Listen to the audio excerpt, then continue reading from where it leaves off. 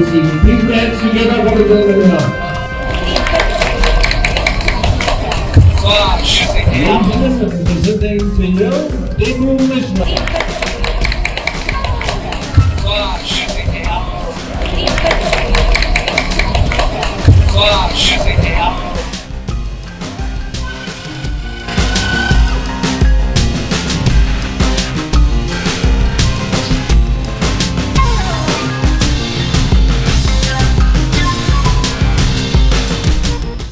Youth में बहुत energy होती है, उनको डेडिकेट करके मैं सुनाना चाहूँगा कि पाँव पे जमीन सर पे आसमान लिए हूँ, सीने में दहकता हुआ तूफान लिए हूँ, तो मुझको नहीं रोकेंगी ये कमज़ोर बिजलियाँ, सूरज के बराबर का तापमान लिए हूँ।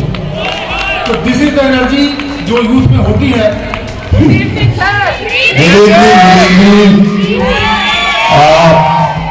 This is not the opportunity to talk much about our profession or anything. I just want to take 1 or 2 minutes of yours.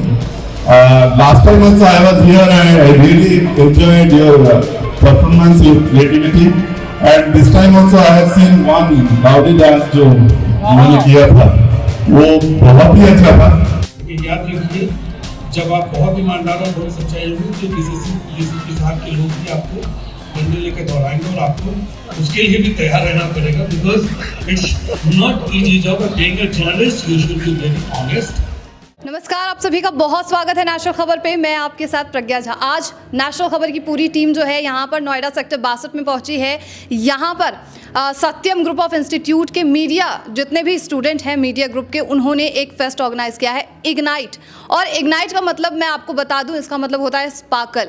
और यहाँ के स्टूडेंट्स का एंथुसियाज्म देखकर, यहाँ पर जो भीड़ है, बच्चों का एक एंटरटेनमेंट वाला जो पूरा माहौल देख के जोश भर गया है अंदर में। और यहाँ पर जो गोल है इस इंस्टीट्यूट का, वो ये है कि लड़कियों को प्रमोट किया जाए, वुमेन एम्पावरमेंट के लिए काम किया जाए। और हर साल इग्नाइट जो है इस इंस्टीट्यूट द्वारा ऑर्गेनाइज किया जाता है। इसलिए यहाँ पर जो है हर साल कुछ ना कुछ खास चीफ गेस्ट को बुलाया जाता है। और आज हमारे साथ जो है यहाँ पर दिल्ली मेट्रो के डीसीपी जितेंद्र मणि त्रिपाठी जी मौजूद हैं। सर, आपका बहुत बहुत स्वागत है और बहुत बहुत धन्यवाद सर, आप हमारे इंस्टीट्यूट में आए, अपना समय दिया। सर, मैं आपसे सबसे पहला सवाल ये पूछूंगी, मीडिया स्टूडेंट्स ने ये ऑर्गेनाइज़ किया, तो आपको कैसा लगा ये पूरा ऑर्गेनाइजेशन? क्योंकि बच्चों ने ऑर्गेनाइज़ किया है तो आपको एक चीफ गेस्ट के तौर पे बुलाया गया, तो आपको कैसा लगा सर? ये बहुत अच्छा लगा और आज यूथ के साथ आकर के बहुत अच्छा महसूस हुआ। और ये एक बड़ा अच्छा प्लेटफॉर्म है, ये बच्चे अपने कार्यक्रम ऑर्गेनाइज कर रहे हैं और इसी माध्यम से नई चीज़ें इनको सीखने को मिलती हैं, एक दूसरे से मिलते हैं, इंटरेक्शन होता है और आगे उनके करियर के लिए बहुत अच्छा होता है। सर, मेरा सवाल आपसे, मेरी सहयोगी भी ऐसे सवाल जो पूछेंगी, आपका कुछ सवाल था सर से? सर, जैसे आपने यूपीएससी सिविल सेवा के एग्ज़ाम दिया है, तो आजकल के बच्चे सिविल सेवा को काफ़ी कठिन परीक्षा मानते हैं, तो क्या आपने जब एग्ज़ाम दिया था उस समय भी वो ऐसा ही डर था? हम आपसे आपकी जर्नी के बारे में जानना चाहते हैं कि आपने कैसे यूपीएससी की तैयारी करी। बिल्कुल आपने सही पूछा और ये डर हमेशा रहता है। ये मतलब this is the best exam in India we can say, और एक सबसे कठिन एग्ज़ामों में एक एग्ज़ाम है, तो हर समय पे ये कठिन रहा है। लेकिन समस्या इस बात की है कि हम अगर ये माने कि हम कर सकते हैं तो हम कर सकते हैं। If you dare to think you can do, because बहुत से लोग ऐसे होते हैं जो फॉर्मेलिटी करते हैं, उनके अंदर हिम्मत नहीं, अंदर से होती नहीं है कि हम ये काम कर पाएंगे। सर, मेरी सहयोगी वैष्णवी ने तो काफ़ी अच्छा सवाल पूछा कि कैसा रहता है। तो दूसरा सवाल मेरा ये था कि आज हम एक महिलाओं के इंस्टीट्यूट में खड़े हैं और महिलाओं को एम्पावर करने के लिए इंस्टीट्यूट काम करता है।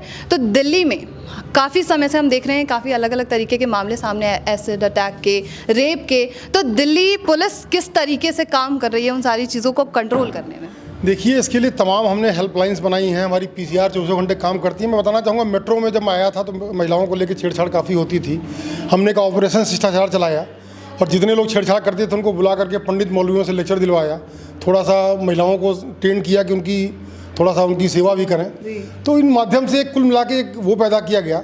मैं बताना चाहूँगा, एक साल में करीब 16 अपराध के मामले हुए हैं महिलाओं के विरुद्ध और हमने 15 मामलों को निपटाया है और उनमें अपराधियों को पकड़ा है और उन्हें जेल की सलाखों के पीछे भेजा है।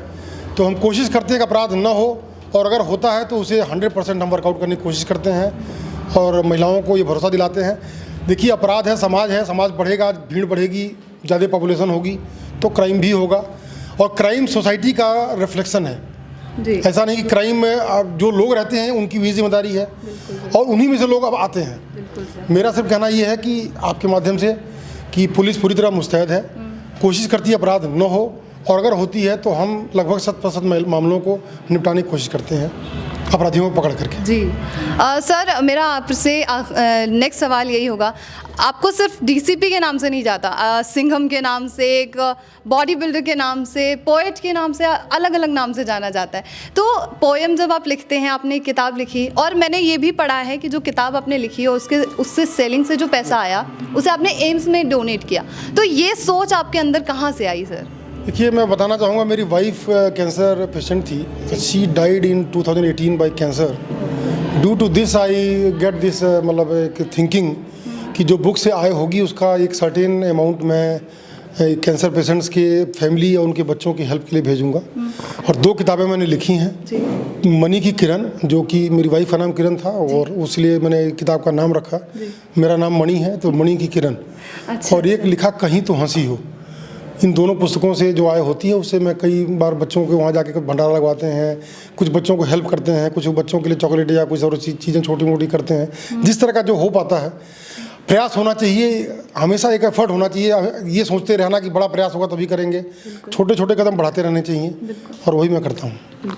आपका कोई सवाल सर से? जी सर, जैसे आप आईपीएस के पद पर निर्धारित हैं, तो जब हम कभी भी कोई यूपीएससी सिविल सर्वेंट होता है, वो जब अपने यूपीएससी की तैयारी करता है तो उनकी जीवन में काफ़ी एथिकल डिलेमास वो फेस करते हैं, नैतिक दुविधाएं। तो क्या आपने भी अपनी इस यात्रा में एथिकल डिलेमास, आपने कोई ऐसी कठिनाइयां फेस करी हैं कि जब आपने अपने एज अ आईपीएस जब आप बन गए तो आपको ऐसी चुनौतियां आपने सामना करी कि जिससे आप डील करने में आपको थोड़ी वो हुई कठिनाई देखिए, बिल्कुल हर सर्विस में हर जगह पे अपनी अपनी लिमिटेशंस हैं, लेकिन हमारा काम ये है कि हम अपनी बात को सही ढंग से रखें। कई बार हम अपनी बात रख नहीं पाते हैं, ऐसा भी होता है।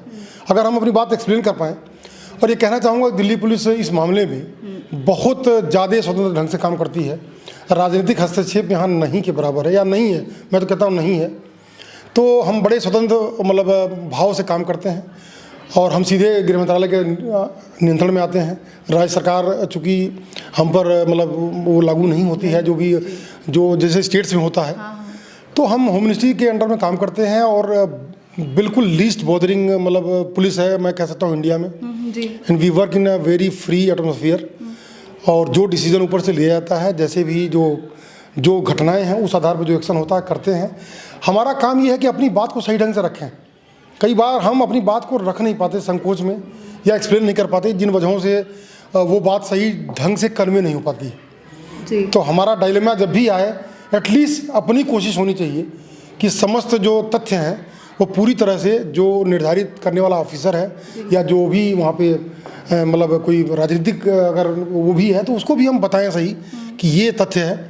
मुझे उम्मीद है काफ़ी हद तक वो भी इस बात को समझते हैं। और फिर एक शेर है जो कहते हैं कि बस यही एक हुनर सीख न पाया हमने, किसी इंसान को खुदा न बनाया हमने।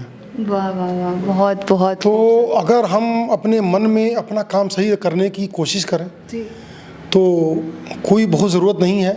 ठीक है, आप जहाँ भी रहें, अगर मानते हैं कि अगर आप लालच में रहते हैं कि हम यहीं रहना है, हमें इसी पद पर बने रहना है, तो फिर आपके अंदर एक लालच आ जाती है। अगर आप स्वतंत्र हो कि हम कहीं जाएंगे काम करेंगे, हाँ, कहीं अगर यह फीलिंग आपके अंदर आ जाए बिल्कुल, तो निसंदेह दबाव थोड़ा घट जाता है।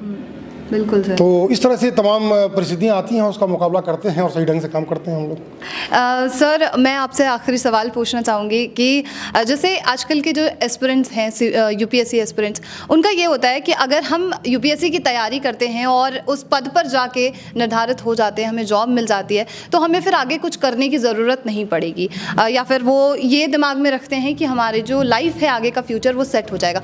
तो उन लोगों के लिए आपका क्या एक जो है मैसेज रहेगा कि वो लोग इस तरीके की सोच को किस तरीके से बदल सकते हैं? नहीं, सोच अच्छी है। निसंदेह सिविल सर्विस अगर आप एग्ज़ाम निकालते हैं तो आपको एक बहुत अच्छा प्लेटफॉर्म मिलता है, इसमें कोई संदेह नहीं है। और काम करने की इतनी वैराइटीज़ मिलती हैं, इतनी जगहें मिलती हैं कि आप अपने जॉब सेटिस्फेक्शन के अलावा जो पब्लिक सर्विस है, जो भी आप करना चाहते हैं, जो भी आप अगर वास्तव में समाज के लिए करना चाहते हैं, this is the best platform I can say.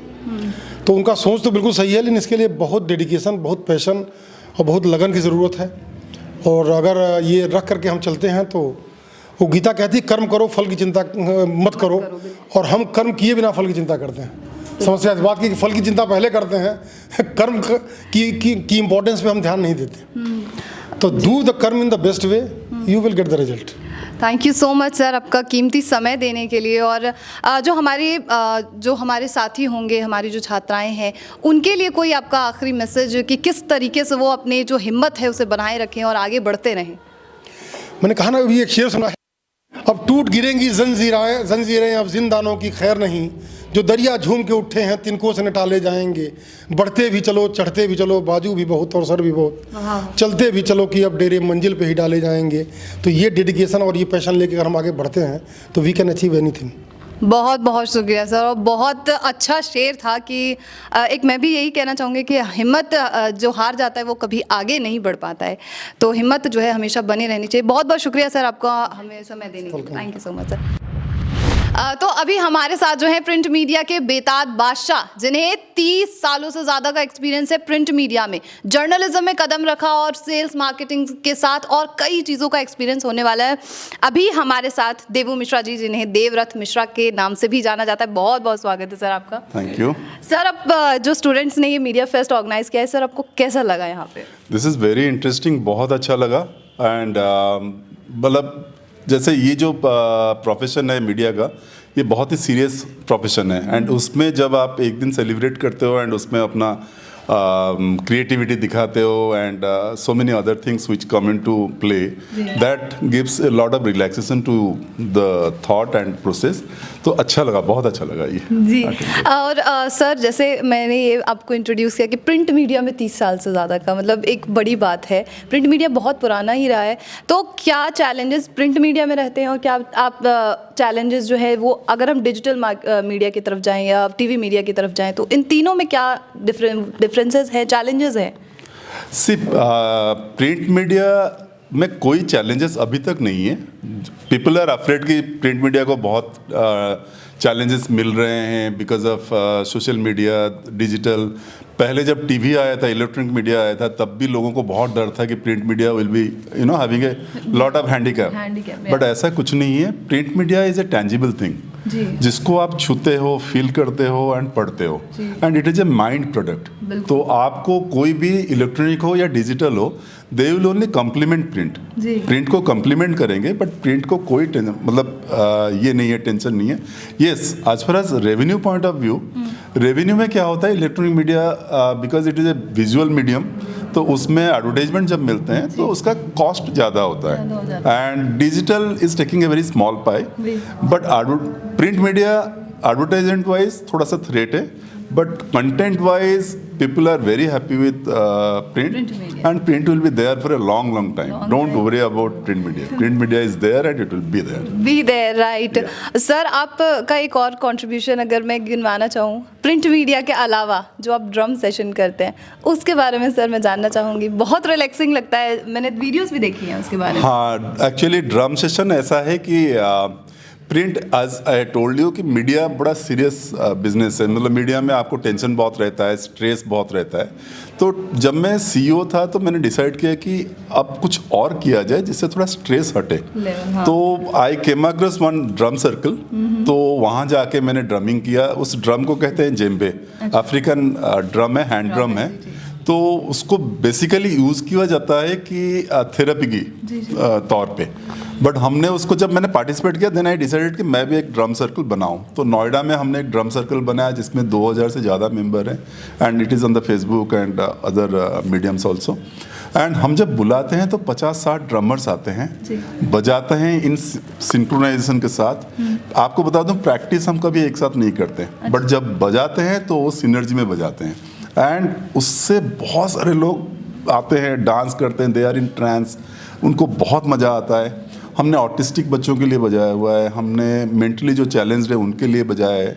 And जब उनके लिए हम बजाते हैं तो दे आर सो ट्रैंक्विलाइज्ड, तो तो उनको कभी मेडिसिन की जरूरत नहीं पड़ती है अगले 3-4 दिन के लिए. So they invite us, we play there, so it is a great thing. And I would always say कि जितने भी प्रोफेशनल्स हैं मीडिया के एंड बाकी प्रोफेशनल्स भी हैं, उनको किसी ना किसी इस तरह के काम में ज्वाइन करना चाहिए. So it will de-stress you. बिल्कुल बिल्कुल. तो ये तो दो, अभी मैंने सिर्फ आपको दो ही बताए हैं कि कितना बड़ा कंट्रीब्यूशन प्रिंट मीडिया में रहा है, कितना बड़ा कंट्रीब्यूशन सोसाइटी को लेकर रहा है, और ये कोई कम चीज़ नहीं होती. और भी कई ऐसी चीज़ें हैं जहाँ पर सर अपना जिसमें भी हाथ रख दें वो सफल ना हो, ऐसा नहीं हो सकता. तो सर यहाँ पर आप मीडिया कॉलेज में हैं और यहाँ पर ये लड़कियों को एम्पावर करने के लिए, वुमेन्स को एम्पावर करने के लिए है, तो आप वुमेन को और आगे प्रमोट करने के लिए, एम्पावर करने के लिए कुछ शब्द? मैं तो कहूँगा this is the time for the women, time for the female. So this is their world now and they are already empowered. And इनको और ज़्यादा इसमें आगे बढ़ना चाहिए. मल्टीटास्किंग होना है उनको. दे आर ऐसे भी मल्टीटास्किंग है, घर का संभालते हैं, ऑफिस संभालते हैं, सब कुछ करते हैं. बट आई वुड रादर से कि with this kind of time, रात दिन उनको फर्क नहीं पड़ना चाहिए. उनको अपने काम को जी जान से करना चाहिए एंड आगे बढ़ना चाहिए. Thank you so much sir, thank you so much. अपना समय देने के लिए मुझे बहुत बहुत शुक्रिया और हमारे चैनल को. तो ये थे देवू मिश्रा जी. आशा करते हैं कि हमारे जितने भी चीफ गेस्ट हैं और आने वाली जो पीढ़ी है, यंग जनरेशन है, जिस तरीके से आप लोगों को प्रमोट किया गया है, जिस तरीके से आप लोगों को एम्पावर किया गया है, आप उसी तरीके से सही वे में लेंगे. और मैं अपनी जो सहयोगी है वैष्णवी, उनका भी बहुत बहुत शुक्रिया अदा करना चाहूँगी कि उन्होंने मेरा साथ दिया. और इतने अच्छे लोग जिन्हें इतना एक्सपीरियंस रहा है, और शायद ये मेरी स्टार्टिंग जर्नी है, तो मैं बहुत कुछ ऐसे जो एक्सपीरियंस लोग हैं, इन लोगों से बहुत कुछ सीखना चाहती हूँ. और मैं भी चाहती हूँ कि आप लोग भी इस तरीके के वीडियोज़ और देखें, इस तरीके के रिपोर्ट्स और देखें, और एम्पावर हो और आगे बढ़ें, अपनी लाइफ में कुछ करके दिखाएं. बहुत बहुत शुक्रिया नेशनल खबर के साथ जुड़ने के लिए, और बहुत बहुत शुक्रिया सर. Thank you. तो अभी हमारे साथ जो हैं वो नोएडा में फोर्टिस हॉस्पिटल जो है, वहाँ पर न्यूरो सर्जरी डिपार्टमेंट के डायरेक्टर डॉक्टर राहुल गुप्ता जी जुड़े हुए हैं, जो कि अभी यहाँ पर सत्यम ग्रुप ऑफ इंस्टीट्यूशन में चीफ गेस्ट के तौर पर आए हैं. सर आपका बहुत बहुत स्वागत है नेशनल खबर पे. थैंक यू, नमस्कार. सर इसी के साथ मैं सबसे पहला सवाल पूछना चाहूँगी. आप यहाँ पर फेस्ट में आए, छात्राओं ने जिस तरीके से ऑर्गेनाइज़ किया, इतना एक्सपीरियंस नहीं रहा, फिर भी आपको कैसा लगा? मैंने अपने कॉलेज डेज़ में बहुत सारे फेस्टिवल अटेंड किए हैं. हम लोग डॉक्टर्स थे तो हमारे फेस्टिवल्स डेफिनेटली थोड़े से ज़्यादा सॉर्ट ऑफ एकेडमिक ओरिएंटेड होते थे, लेकिन स्पोर्ट्स भी होते थे. मैं बहुत खुश हूँ कि सेक्टर 62 नोएडा में जो ये वुमेंस कॉलेज है, जो कॉलेज ऑफ मास कम्युनिकेशन है, इसमें इतने टैलेंटेड लोग हैं जो इतने अच्छे तरीके से एक दिन का, पूरे दिन का टैलेंट शो जो है एक तरह से ऑर्गेनाइज करते हैं. And I wish them very good luck, और हो सकता है इसमें से कुछ टैलेंटेड लोग आगे निकल के बहुत बड़ा नाम करें. बिल्कुल बिल्कुल सर. सर जैसे कि आप एक न्यूरो सर्जन हैं और काफ़ी और भी चीज़ें आप संभालते हैं फोर्टिस हॉस्पिटल में, तो वो जो पूरा दिन होता है आपका हैक्टिक, मैं उसके बारे में थोड़ा सा जानना चाहूँगी कि आप कैसे इतना स्ट्रेंथन कैसे रहते हैं, अपने आप को कैसे रखते हैं? देखिए, डॉक्टर बनना मेरा पैशन था और न्यूरो सर्जन बनना सोने पे सुहागे वाली बात थी. बिल्कुल. उसका रीज़न ये है कि मुझे काम का बहुत शौक़ है और मैं अपने प्रोफेशन से प्यार करता हूँ. और प्यार करने के लिए आपको किसी बंदिश की, किसी ज़बरदस्ती की ज़रूरत नहीं होती, क्योंकि वो मेरे रग रग में बसा है, इस तरह से मैं कह सकता हूँ. और डेफिनेटली मैं सुबह से शुरू होकर रात तक और रात से लेकर सुबह तक सिर्फ अपने मरीजों और अपने डिपार्टमेंट और अपने प्रोफेशन के बारे में ही सोचता हूँ. और वही मेरे प्यार को जो है, मेरे प्रोफेशन को जस्टिफाई करता है. और डेफिनेटली मैंने अपना टाइम निकाला यहाँ के लिए, तो वो भी एक मेरा शौक़ का पार्ट है, क्योंकि मैं उस टैलेंट को देखना चाहता हूँ और इस टैलेंट से मुझे प्रोत्साहन मिलता है कि कैसे मैं अपनी फील्ड में और आगे बढ़ सकता हूँ. जो बच्चों की मैंने मेहनत देखी यहाँ पर अपने अपने फील्ड के हिसाब से, उससे मैं बहुत ही अच्छा फील कर रहा हूँ और मैं फोकस पढ़ रहा हूँ, और इनसे ही मैंने बहुत कुछ सीखा है जो कि मैं अपने जीवन में उतारूँगा. बिल्कुल बिल्कुल सर. और सर आपके प्रोफेशन के बारे में मैं और मेरी जनता जो है थोड़ा सा जानना चाहिए. न्यूरो सर्जन हम नाम तो सुन लेते हैं, लेकिन हमें ये पता नहीं है कि न्यूरो सर्जरी क्या होती है, क्या प्रॉब्लम्स होती हैं, वो सारी चीज़ें. जब हम न्यूरो की बात करते हैं तो न्यूरो से हमारा दिमाग जाता है नर्व्स की तरफ. तो यानी ब्रेन और स्पाइनल कॉर्ड और नर्व्स, इनकी जो बीमारियां हैं उनको न्यूरो सर्जन या न्यूरोलॉजिस्ट देखते हैं. बहुत सारे लोगों को ये नहीं पता कि न्यूरो फिजिशियन और न्यूरो सर्जन में डिफरेंस होता है. सर्जन वो है जो इसमें ऑपरेशन करता है, न्यूरो फिजिशियन ये है वो है जो कि नर्व्स या ब्रेन की बीमारियों को दवाइयों से ठीक करने की कोशिश करता है. तो ये हमारे चीज़ें हैं. ब्रेन और स्पाइन हमारे मेन एरियाज ऑफ वर्क होते हैं. ब्रेन के अंदर जो भी डिसीज़ होती हैं, जैसे कि आपने देखा होगा हेड हेड इंजरी के पेशेंट होते हैं, ब्रेन हेमरेज के पेशेंट होते हैं, कई लोगों को ब्रेन ट्यूमर होता है। बहुत सारे ऐसे लोग होते हैं जिनको कि जन्म से ब्रेन के अंदर डैमेज की प्रॉब्लम होती है, तो उन सब चीज़ों को सर्जिकली ट्रीट करने का काम हमारा होता है। इसके अलावा ब्रेन में इन्फेक्शन और ब्रेन में कंजेनाइटल प्रॉब्लम्स जो हैं उन सबको भी हम लोग डील करते हैं। इसी हिसाब साथ में स्पाइन की प्रॉब्लम्स, स्पाइनल कॉर्ड की प्रॉब्लम्स जो हैं जिनके लिए सर्जरी की ज़रूरत है, स्पाइन ट्यूमर, ट्रॉमा, उसमें भी हम लोग जो है सर्जरी से द्वारा उनको ठीक करते हैं। और बहुत सारे ऐसे पेरिफेरल नर्व के डिसऑर्डर्स हैं, ट्यूमर्स हैं, ब्रेकियल प्लेक्सस इंजरी है, या फिर अभी नई टेक्नोलॉजीज़ आ गई हैं जैसे कि रेडियो सर्जरी द्वारा पेशेंट्स को ठीक किया जाता है, जिसमें कि कोई ऑपरेशन नहीं ज़रूरत पड़ती, बिना चीरे के भी ट्यूमर को जला के उसको सुखाया जा सकता है। उस तरह की सर्जरीज़ या उस तरह के प्रोसीजर्स में भी हम लोग पार्टिसिपेट करते हैं। तो ये सारी चीज़ें जो हैं वो काफ़ी डिफ़िकल्ट होती हैं, इसलिए क्योंकि अभी ब्रेन के बारे में पूरी नॉलेज हमारे को नहीं है। हालांकि नई टेक्नोलॉजी जैसे कि अच्छी क्वालिटी के MRI, नए गैजेट जैसे operating microscope, neuro navigation, neuro monitoring system, ये सब आ गए हैं। अब धीरे धीरे विदेश में रोबोटिक सिस्टम पे भी काफ़ी काम हो रहा है और जल्दी हमें उम्मीद है कि ब्रेन के लिए एक रोबोट इंडिया में भी आएगा। ये तो बहुत अच्छी बात है सर कि आगे फर्दर प्लान्स बनाए जा रहे हैं। मेरा आखिरी सवाल आपसे यही रहेगा, या यूँ कहूँ कि आपके चंद मैं शब्द जो है ढूंढना चाहूँगी उन लड़कियों के लिए, उन महिलाओं के लिए, क्योंकि एक महिला का कॉलेज है, महिलाओं को एम्पावर करने के लिए है, तो उन महिलाओं के लिए जो शायद अपने सपने अचीव नहीं कर पाती है, उन्हें क्या, किस तरीके का मैसेज जो है आप देना चाहेंगे? देखिए, मैं जब मेडिकल कॉलेज में था आज से 25 साल पहले, तब हमारे कॉलेज में almost equal number of girls participate करती थी। धीरे धीरे जो गर्ल्स की जो संख्या है वो हम देखते हैं कि मेडिकल क्षेत्र में बढ़ती जा रही है, क्योंकि लड़कियों को अब मौका मिल रहा है कि वो अपने ड्रीम्स को चेस करें और आगे बढ़ के अपने करियर को परस्यू करें। और वही चीज़ हमारे को और बहुत सारी फील्ड्स में देखने को मिलता है, जैसे कि पत्रकारिता है, जर्नलिज्म है। जब हम लोग TV पे देखते हैं या हम लोग न्यूज़पेपर पढ़ते हैं तो उसमें काफ़ी ज़्यादा नाम आजकल लड़कियों के होते हैं। और डेफिनेटली मैं इस बात पे बिलीव करता हूँ कि लड़कियाँ जो हैं वो लड़कों से ज़्यादा सिंसियर होती हैं, ज़्यादा ओबीडियंट होती हैं, ज़्यादा पंक्चुअल होती हैं। सिर्फ प्रॉब्लम यह है कि समाज उनको उतना आगे नहीं बढ़ने देता। हम शहर में हैं तो फिर भी लड़कियां काफ़ी आगे हैं, लेकिन ग्रामीण क्षेत्र में लड़कियों को इतना मौका नहीं मिलता है। अगर उन लोगों को मौका मिलेगा तो वो भी आगे निकलेंगे, अपने टैलेंट को दिखाएंगे। टैलेंट हर इंसान में है, हर वर्ग के लोगों में है, अमीर में, गरीब में, मेल्स फीमेल्स में, और किसी भी कास्ट रिलीजन किसमें हो, टैलेंट की कहीं पर कमी नहीं है, सिर्फ मौका मिलने की बात है।